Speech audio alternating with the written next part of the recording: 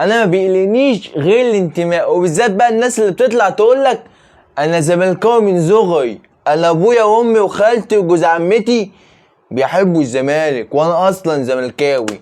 هتقول لي عايز تقول لي ايه؟ هقول لك السلام عليكم ورحمه الله وبركاته، واهلا بكم في حلقه جديده ونهائيه باذن الله تعالى. قبل البدايه والنهايه كما تعودنا، لا ننسى الدعاء لاخواتنا في فلسطين، ربنا يا رب ينصرهم على من يعاديهم ويعادينا يا رب العالمين ويرحم جميع امواتهم. انا زملكاوي من صغري. هتقول لي ابدا في الموضوع على طول، اقول لك بسم الله الرحمن الرحيم، ونبتدئ حلقتنا النهارده بخناقه الاهلي والزمالك على لاعب كره اليد. هو لاعب حريف لكن عقليته مش كويسه. محمد عدلان لاعب كرة اليد في نادي طلائع الجيش. اللي حصل ان النادي الاهلي كان عايز يتعاقد مع اللاعب من موسم مضى، لكن طبعا نادي طلائع الجيش رفض تماما. لكن دلوقتي النادي الاهلي قال يدخل ويشوف النادي هيوافق ولا لا، لكن النادي بيوافق، والنادي الاهلي بيتفق مع النادي على مبلغ مادي كبير جدا النادي الاهلي لم يفصح عنه لحد دلوقتي، لكن هو مبلغ كبير جدا، عشان كده طلائع الجيش وافقت. طيب طلائع الجيش قالت للاهلي اسال اللاعب الاول، خد راي اللاعب. راح النادي الاهلي للاعب، اللاعب قال له موافق انضم للنادي الاهلي، ووالد اللاعب وافق تماما ان هو ينضم اللاعب للنادي الاهلي.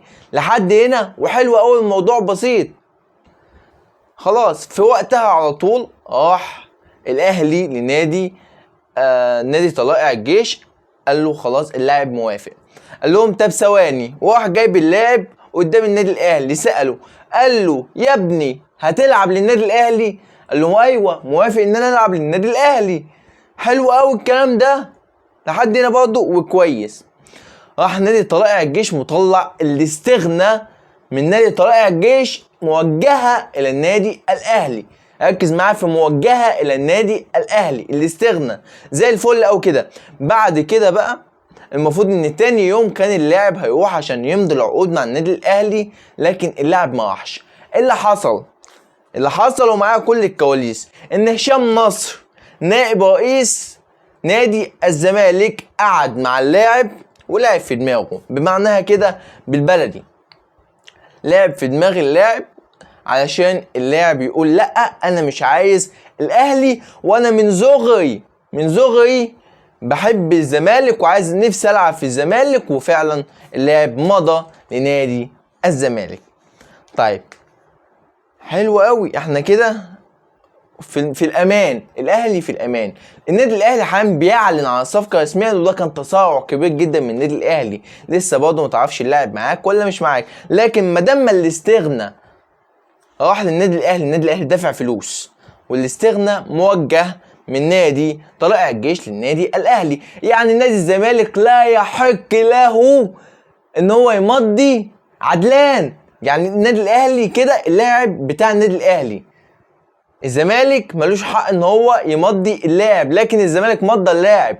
يعني النادي الاهلي يقدر يوقف اللاعب ويقدر يعمل شكوى في نادي الزمالك، او نادي طلائع الجيش ممكن يعمل شكوى في نادي الزمالك ان هو مضى اللاعب، لا يحق له ان هو يمضيه، لان الاستغنى نادي طلائع الجيش سامح للاهلي ان هو يمضي اللاعب، لكن مش سامح للزمالك ان هو يمضي اللاعب، لان الاستغنى زي ما قلت لك موجه للنادي الاهلي مش موجه لنادي الزمالك. وده الموضوع كله باختصار شديد. لفيت لك الموضوع كله في 3 دقايق، لكن الاهلي عنده حق وعايز يا باشا اللاعب. النادي الاهلي طبعا مش هيتمسك بلاعب مش عايزه، عايز اللاعب روح اشتريه من النادي الاهلي. اللاعب خلاص بقى اهلاوي بتاع النادي الاهلي، روح يا باشا اشتريه من النادي الاهلي، ومش هيبقى بنفس الرقم اللي خده الاهلي من نادي طلائع الجيش. لا يا باشا نشوف بقى كده ايه، النادي الاهلي يفكر لك في رقم كويس وعايز اللاعب خده، النادي الاهلي مش هيقول لك لا. هو ده كان موضوع محمد عدلان. طيب ندخل في موضوع تاني بقى، وموضوع موضوع ايه؟ موضوع المدربين والاتحاد المصري والكوارث. طبعا الاتحاد المصري مش جايب طقم حكام بقى لماتش الاهلي والزمالك القادم، لا جايب طقم حلل.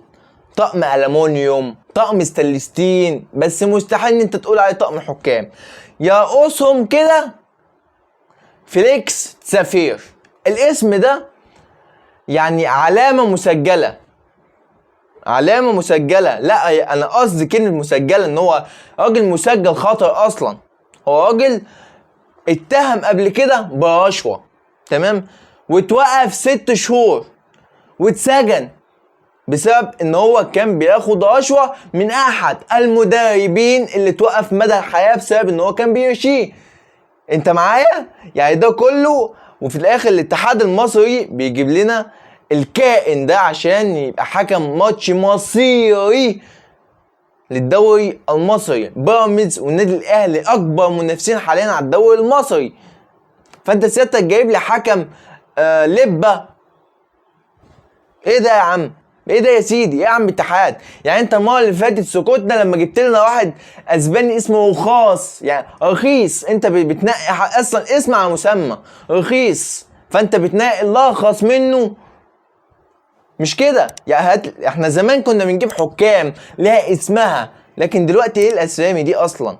مين ده عشان تجيبه؟ في ناس احلى بكتير جدا، وده حالا مش طقم حكام ولا رئيس طقم حكام، ده رئيس طقم حلل وطقم كوبايات يا سيدي، مش كده؟ مش عايزين يا جماعه الموضوع اللي بتعصبنا دي والله.